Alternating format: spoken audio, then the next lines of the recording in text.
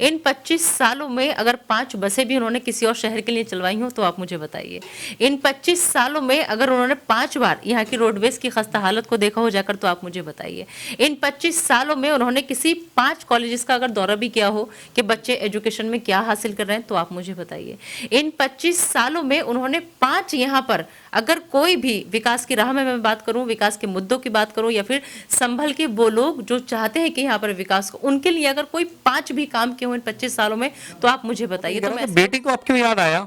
बेटी इतने टाइम से सहाफत में थी, तब तो उन्हें जर्नलिज्म में रहते हुए भी तो मदद की जा सकती थी ना। अगर आप सिर्फ सियासत ही क्यों? नहीं, आपकी बेटी याद आई। संभल जो है मुस्लिम बहुल्य क्षेत्र है, मुस्लिम बहुल्य सीट मानी भी जाती है। आप कुछ खास ऐसा मुसलमानों के लिए करेंगी, जैसे मदरसे का सिस्टम, जैसे मदरसे के मौलाना लोग जो होते हैं उनके बिल्कुल सैलरी नहीं होती, बच्चों को खाने को नहीं देता, उस पर क्या फोकस रहेगा आप? ये सिर्फ मदरसों की बात नहीं, आपने ये चीज बहुत अच्छा पॉइंट उठाया कि वो लोग आते हैं और उनके पास कोई और जरिया भी नहीं होता। ऐसे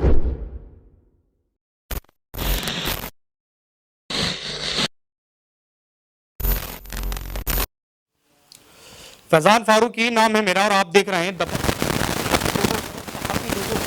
चोली दामन का साथ है, और इसीलिए आज मैं मौजूद हूं सहाफत से सियासत में कदम रखने वाली निदा अहमद के पास। संभल विधानसभा से इनको कांग्रेस से टिकट हुआ है, और कांग्रेस कहीं ना कहीं आप सुनते रहते होंगे अपना जनाधार खो चुकी है। बंगाल के हालात देखे, बिहार के हालात देखे, कांग्रेस ने सक्रिय होने की कोशिश कर रही है। तो भी गलत नहीं होगा कि कांग्रेस की कोशिशें लगातार जारी हैं, हार नहीं मानी है। इसी बीच लड़की हूँ, लड़ सकती हूँ, इस नारे के साथ निदा अहमद को लॉन्च किया है कांग्रेस ने। मैंने जैसे इंट्रोडक्शन में बताया आपको, सहाफत से सियासत में आई। मेरे साथ निदा अहमद मौजूद हैं। क्या मुद्दे रहे होंगे? लगातार 6 बार के विधायक को हराना काफी टेढ़े खीर साबित होगा, तो उसके लिए ये क्या तैयारी लेकर चलेंगी, क्या आइडियोलॉजी लेकर चलेंगी, उनसे बात करेंगे। मैम, स्वागत है आपका हमारे चैनल में। तो सबसे पहले यही सवाल है मैम कि 6 बार के विधायक और उनको हराना, वो भी एक ऐसी पार्टी से जो इस टाइम थोड़ी डाउन पड़ी हुई है और फर्स्ट टाइम आप लॉन्च हुई है सियासत में, तो क्या तैयारियां रहेंगी आपकी, क्या आइडियोलॉजी रहेगी? सबसे पहले अटैक किस तरफ करेंगे आप? नहीं, हम किसी पर अटैक करने नहीं आए हैं, ना हम किसी को नीचा दिखाने के लिए आए हैं। हम अपनी पार्टी की तरफ से और अपनी पार्टी के साथ संभल का विकास करने आए हैं। पिछले लोगों ने क्या करा, 25 साल का जिक्र आप खुद यहाँ पर बैठकर कर रहे हैं। इन 25 सालों में अगर 5 बसें भी उन्होंने किसी और शहर के लिए चलवाई हो तो आप मुझे बताइए। इन 25 सालों में अगर उन्होंने 5 बार यहाँ की रोडवेज की खस्ता हालत को देखा हो जाकर तो आप मुझे बताइए।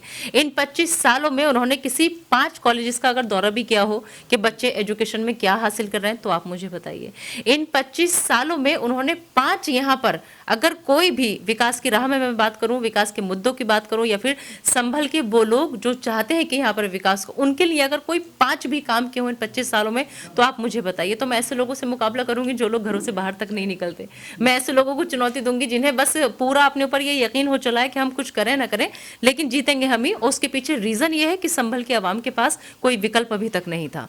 और रही बात इसकी कि मैं उन्हें कैसे चुनौती दूंगी, तो आप इंतजार कीजिए, आने दीजिए सत्ता में, जीतने दीजिए, उसके बाद फिर मैं बताऊंगी कि संभल में क्या हो सकता था जो उन्होंने अभी तक नहीं किया। तो जर्नलिज्म वाला रंग दिख ही रहा होगा आपको, जिस तरह से फटाफट सवाल निकल रहे हैं, जवाब निकल रहे हैं सवालों के सामने। एक सवाल और ये कि आपने जब कदम रखा है सियासत में तो कांग्रेस पार्टी ही की चुनी, सिर्फ एक नारे की वजह से कि लड़कियों लड़ सकती हूँ, मुझे आसानी से टिकट मिल जाएगा, इस वजह से? समाजवादी क्यों नहीं चुनी, बीएसपी क्यों नहीं चुनी, या MIM और भी पार्टियां बहुत सारी, वो क्यों नहीं चुनी? अगर आप बात कर रहे हैं कि आसानी से टिकट मिल जाने की, तो शायद जिस पद पर मैं थी या फिर मैं जहां काम कर रही थी अभी तक, या मैं जो भी कहूं, ऊपर वाले ने मुझे जो भी अभी तक नवाजा था, उसके लिए शायद मेरे लिए मुश्किल नहीं था किसी भी पार्टी का टिकट लेना। अगर मुझे सिर्फ राजनीति करनी होती तो मैं किसी भी पार्टी से आ सकती थी, या फिर मुझे सिर्फ पैसा कमाना होता राजनीति के नाम पर तो किसी भी पार्टी से बहुत आसानी से टिकट मैं ले सकती थी। रही बात इसकी कि लड़की हूँ, लड़ सकती हूँ, तो हाँ मैं लड़की हूँ, लड़ सकती हूँ, और वही लड़ने के लिए मैं संभल से आई हूँ। महज ये एक नारे की वजह से या फिर मुझे इस नारे की वजह से लड़की होने का फायदा मिल जाएगा, लड़की होने का फायदा कभी आज तक ना उठाया ना कभी उठाऊंगी। लेकिन जो विचारधारा है कांग्रेस पार्टी की, उससे आप बेशक आप कैमरे के सामने मत बोलिए, लेकिन आप भी अच्छे से वाकिफ होंगे कि जो विचारधारा है सबको एक साथ लेकर चलने की, सबको एक साथ आगे बढ़ाने की। और सबसे अच्छी बात, हाँ कहीं ना कहीं ये फैक्टर काम किया है कि लड़कियों लड़ सकती हूँ। अगर लड़कियों के लिए कोई पार्टी बिना हार जीत की परवाह किए, उनके बारे में अभी से कुछ नहीं पता कांग्रेस को कि हमारे नतीजे हमारे हक में आएंगे कि नहीं आएंगे, हमारी कोशिश है पूरी कि हमारे हक में आए, बिना हार जीत की परवाह के पहले से ही, आने से पहले ही 40% महिलाओं को हिस्सेदारी देना, साथ ही साथ सिर्फ महिलाओं को नहीं, युवाओं को भी 40% वोट कर देना, वोट टिकट देना, ताकि वो लोग आए, आगे बढ़े। तो जो पार्टी युवाओं को तरफ सोच रही है, युवाओं को आगे बढ़ाने की तरफ सोच रही है, महिलाओं को आने से पहले भी सोच रही है, क्योंकि ये सिर्फ एक चुनावी वादा नहीं है कि अगर कांग्रेस पार्टी की सरकार बनेगी तो महिलाओं के लिए ऐसा करेंगे, कांग्रेस पार्टी की सरकार बनेगी तो महिलाओं को ऐसा करेंगे। नहीं, आने से पहले ही उनके हक की आवाज हम उठा रहे हैं, आने से पहले उन्हें उनका हक दे रहे हैं। 40% की हिस्सेदारी टिकट बंटवारे में बहुत बड़ी होती है। अच्छा मैम, कहीं ना कहीं ये चीज़, क्योंकि आप मीडिया से भी हैं, इस चीज़ को आप अच्छी तरह से वाकिफ होंगे कि साइकोलॉजिकली कहीं ना कहीं बीजेपी कांग्रेस से ज़्यादा मजबूत है और आईटी सेल के मामले में भी ज़्यादा मजबूत है। तो कहीं ना कहीं आप इस चीज़ को मानेंगे, कांग्रेस की कमी मानेंगी कि हाँ आईटी सेल थोड़ा सा कमज़ोर है और साइकोलॉजिकली भी थोड़ी सी अब आकर कांग्रेस थोड़ी कमज़ोर पड़ रही है?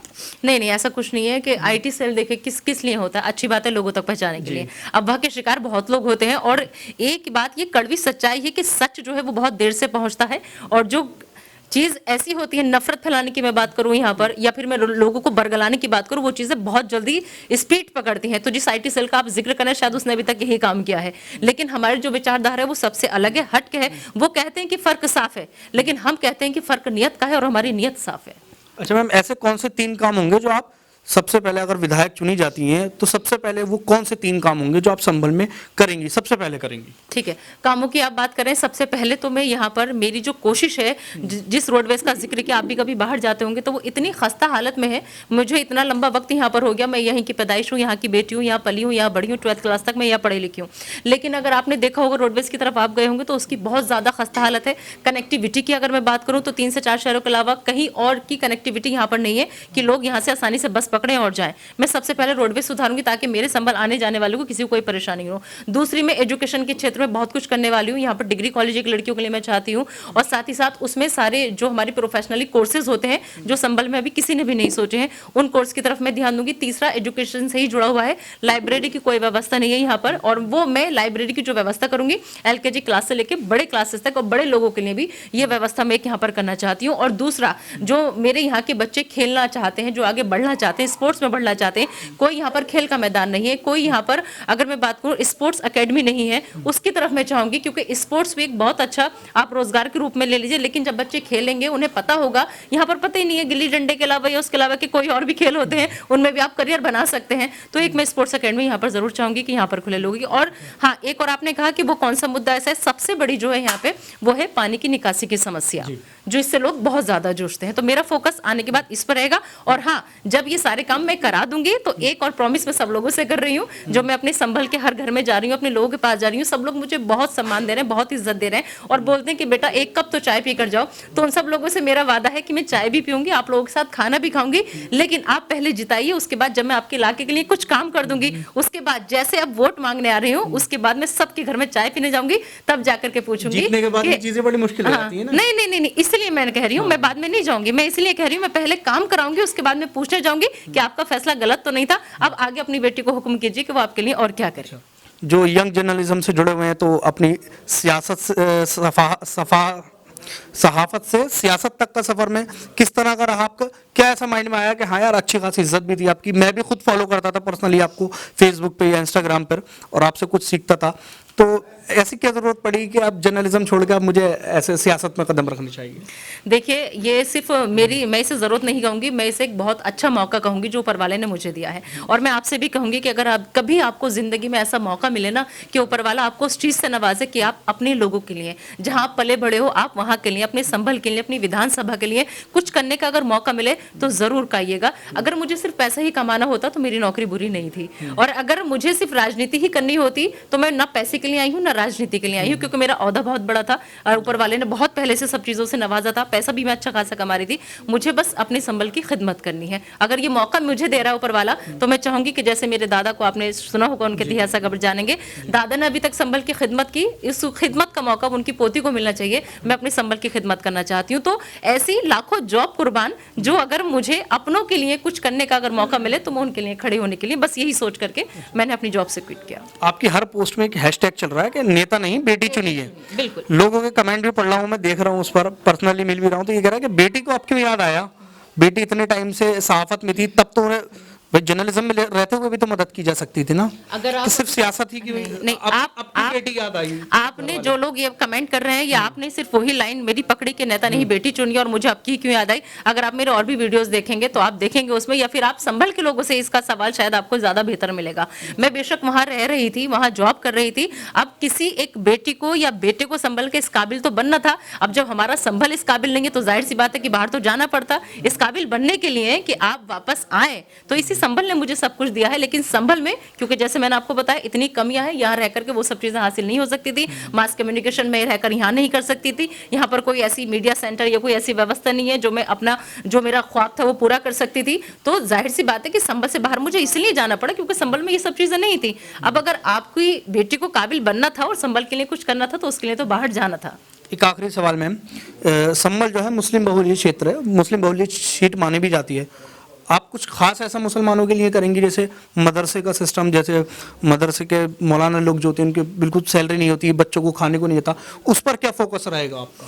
मेरा सिर्फ मैं यहाँ मदरसों की बात नहीं करूंगी क्योंकि देखिए संभल मेरा पूरा अपना है, और संभल में अगर मैं ये फर्क करने लग जाऊं कि इतनी आबादी मुस्लिम की है तो मैं मुस्लिमों को लिए करूंगी, तो फिर शायद मुझे लगता है कि मैं पूरे संभल की बात कर रही हूँ ना, तो मैं जो भी करूंगी सब लोगों के लिए करूंगी। और जाहिर सी बात है कि ये सिर्फ मदरसों की बात नहीं, आपने ये चीज बहुत अच्छा पॉइंट उठाया कि वो लोग आते हैं और उनके पास कोई और जरिया भी नहीं होता। ऐसे तमाम जितने लोग हैं, चाहे मैं आशा वर्कर की तो हमारी पार्टी खुद अपने उसमें घोषणा पत्र में है, इस टाइप के जो भी हमारी संस्थान है, जो भी इंस्टीट्यूट है या कुछ भी है, सब लोगों की हम जाकर के मदद करेंगे ताकि रोजगार के लिए वो लोग घर से बाहर निकलते हैं, आते हैं और रोजगार की समस्या लेके घर वापस किसी को न जाना पड़े। और यही वजह है कि आपको पता होगा कि कितने लाखों के लिए अभी से सरकारी नौकरियों की बात जो है कही जा रही है, आशा वर्कर के लिए बात कही जा रही है। हर डिपार्टमेंट को लेकर हम साथ चलेंगे, हर लोगों को साथ लेके चलेंगे, क्योंकि अगर मैं जिस दिन ये बांटने पर आ गई ना कि इतने फीसदी मुसलमान है, इतने फीसदी हिंदू है, तो फिर शायद मैं अपने संभल का विकास नहीं कर पाऊंगी, क्योंकि मैं भी बाकी और लोगों की तरह हिंदू मुस्लिम की राजनीति में फंस जाऊंगी। मुझे ये सब नहीं करना है। मुझे अपने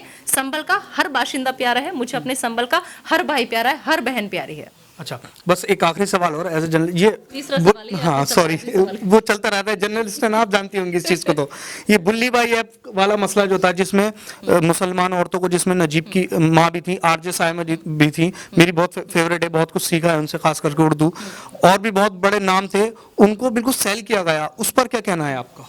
बुल्ली बाई ऐप के बारे में ये देखिए, मैं बताऊं आपको, दरअसल जो आपने कहा ना लड़की हूं लड़ सकती हूं, इस बात ने मुझे क्यों प्रभावित किया, इसलिए क्या कि हम भले ही चाहे कितना भी टेक्नोलॉजी में हाई हो गए, हम कितना भी डिजिटल तरीके से चीजों को कर रहे हैं, लेकिन आज भी जो लोगों की मानसिकता है वो बिल्कुल नहीं बदली है। अगर बदला है कुछ तो फिर छेड़ने का तरीका बदल गया है। लड़कियों की जिस तरीके से बोली उस पर लगाई गई, इस पर मैंने खुद अपनी डिबेट की थी जब मैं न्यूज इंडिया में अपनी थी, इस पर 1 दिन नहीं 2 दिन नहीं 3 दिन हमने मुहिम चलाई थी कि ऐसा क्यों हुआ। और मुझे खुशी इस बात की हुई कि वो ऐप में जितने भी लोग आए, यहाँ पे सिर्फ मुस्लिम महिलाएं नहीं, कि इज्जत देखो सबकी प्यारी होती है, लेकिन जानबूझ के टारगेट करने की जो कोशिश की गई मुस्लिम महिलाओं को, इस पर मैंने लगातार डिबेट भी की, इस पर आवाज भी उठाई कि आखिर ये लोग कौन होते हैं जिन्हें परमिशन भी मिल जाती है, ऐप भी चला लेते हैं, उस पर फोटोज भी अपलोड हो जाते हैं, उसके बाद में नीलामी तक हो जाती है, उसके बाद में आप सामने आकर कहते हो कि हमने ऐप को बैन कर दिया, लेकिन तब तक चीजें बहुत ज्यादा बिगड़ चुकी हैं। तो इसके लिए कौन जिम्मेदार है? सरकार जिम्मेदार, सिस्टम जिम्मेदार, हर चीज पे मैंने पूरी डिबेट की थी और 3 दिन तक लगातार मुहिम चलाई थी। लेकिन मुझे अच्छी बात यह लगी जिस तरीके से पूरी जो लोग इसमें शामिल हो, FIR दर्ज हुई, तो इसमें बात यहाँ पर सिर्फ मुस्लिम महिलाओं की नहीं थी, जितना अगर आप सुनेंगे महाराष्ट्र के मुंबई के बारे में, जो नेता लोग मुखालफत की सब हिंदू थे। लेकिन अच्छी बात यह लगी कि किसी ने भी ये सोचकर सपोर्ट नहीं किया कि मुस्लिम महिलाएं, ये सोचकर सपोर्ट किया कि लड़की की इज्जत हर किसी को प्यारी होती है, चाहे वो हिंदू लड़की हो या वो मुस्लिम लड़की हो। तो ये हमारे साथ निदा अहमद जी थी।